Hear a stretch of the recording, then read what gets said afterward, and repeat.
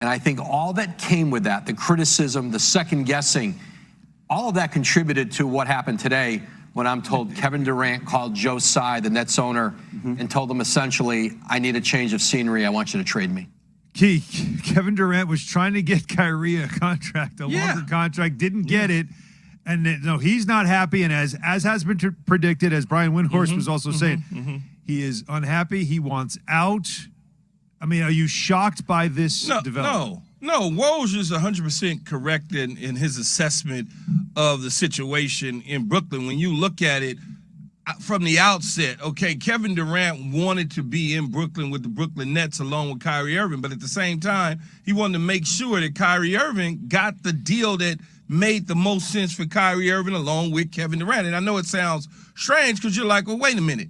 But what happens is it just tells you that the organization and Sean Marks and company really isn't listening to Kevin Durant as the guy. In this day and age in the NBA, the star player essentially is running the organization.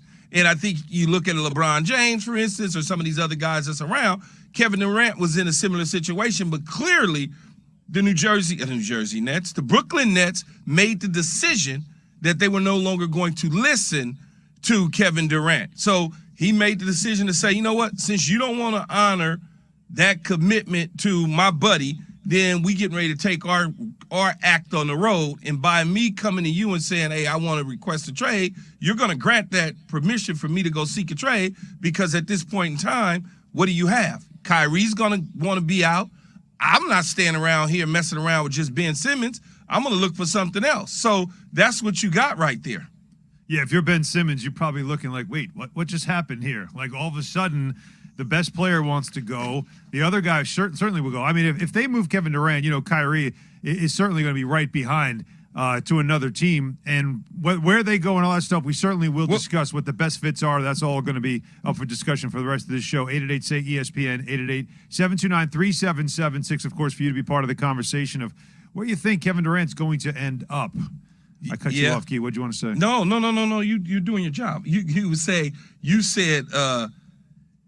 if they move Kevin Durant. No, when they move Kevin Durant. That's all I was going to say. Because you said if they. I'm like, no, when they move Kevin Durant. Both of them are gone. It's just a matter of time. It is, but that could take time. Because if I'm Sean Marks, even before we get to this part, though, Key, this is clearly – you had to know that Sean Marks, the GM of the Nets, Joe Tsai, the owner of the Nets, had to know if they weren't going to give Kyrie Irving what he wanted, which is a full guaranteed extension. They knew this was going to happen, that it's going to upset these guys, and Kevin Durant might want out. That was a risk they were willing to take. Doesn't that suggest to you that things were maybe even worse than we thought in Brooklyn after over the last year, all the things they had to deal with, and they thought, you know what?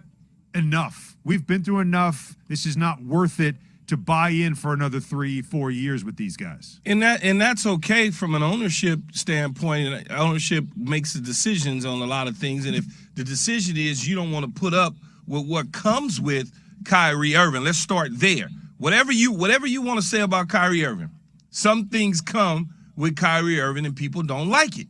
Mm-hmm. You signed up for that 3 years ago. You knew this. It wasn't like you did not know that Kyrie Irving could be a certain type of individual. So if you signed up for it then, what made you think it was going to change? Yeah. And then you don't want to sign up for it to keep Kevin Durant? That's not a good business decision. Because if I gave you and I lured you to Brooklyn last time around, it's not like, hey, in the end, yes, injuries do happen. In the end, people need a break. In the end, the vaccination situation came up. People want to package all that up together and make Kyrie sound like he just so far out there that no one can deal with him. There's a lot of teams that'll deal with him. You have to make that decision as an ownership group in Brooklyn if that was what you wanted to do moving forward. And you clearly said you'd rather hit the reset button than to try to win a championship over the next couple years, because whatever you get back in return and whatever you draft will not be Kevin Durant and Kyrie Irving. It just won't be. That is certainly true. That is the part, I think, where the risk comes in, is that I'm willing to take that risk, though, as an owner. I'll take that risk to sign Kyrie and see what happens. I'm willing to take that risk. I'm willing to take the headache on if I'm trying to win a championship. That's the part to me that makes this so compelling, right? It's the idea that they knew the risk and were willing to take it, which makes me wonder how bad were things there. 888-SAY-ESPN, 888-729-3776. Let's grab a call here real quick, Key, because a lot of people want to sound off on this. And let's start with Greg in Oregon. Greg, good morning. Hey, good morning. Yeah, my beef is with Kyrie Irving. He's not a team player, and the owner willing to take. Key saying that he'd take money, pay any kind of money for the guy. He's got to remember the fans who support him. I'm sick and tired of the crap that they're just paying money before things even happen, and they're not worth it. I'd say I would pass on Kevin Durant too, just because he's got 15 years in. What, he was drafted in 2007? He's got 15 years in just about Achilles tendon. He's on a contract for what, 4 more years? 4 more years. At $190 million. Yep. He hasn't played 80 games. Give me that contract. And when has Kyrie Irving played 80 games? Never. That's something that coming back to when he was younger. Money. Yeah, all right. Well, Greg doesn't like either one of them, Key. Yeah, no, well, Greg is, come on, man. He doesn't believe in either one of them. I'm just, again, I look at it like it's a headache a lot of teams would love to deal with, and I wonder if your Lakers I'll take that headache all day long. Yes, I can tell. That's and correct. Your Lakers might be ready to do that. All right. And Stephen A., for it to last, less than 30 games when it's all said, in retrospect, how would you describe this era of the Brooklyn Nets? An unmitigated disaster completely at the doorstep of Kyrie Irving. You can't completely absolve Kevin Durant because he's a superstar who was the face of the franchise, who they did everything for. And if Kevin Durant had stepped up and demanded more of Kyrie Irving and held him accountable, then it might not have come to this. But he didn't do that. Kyrie Irving got there. He did what he wanted to do, when he wanted to do it, how he wanted to do it, whenever he damn well pleased. And they knew there was little to nothing they could do about it because the second Kyrie wanted out, Kevin Durant would want out. And that is proven now. Because even though Kyrie Irving elected to opt into his $36.9 million contract, that doesn't mean he planned on staying with the Brooklyn Nets. He's saying, I'm opting in. I'm going to commit to this 1 year. But you still need to get me up out of here because this is not a place I want to be.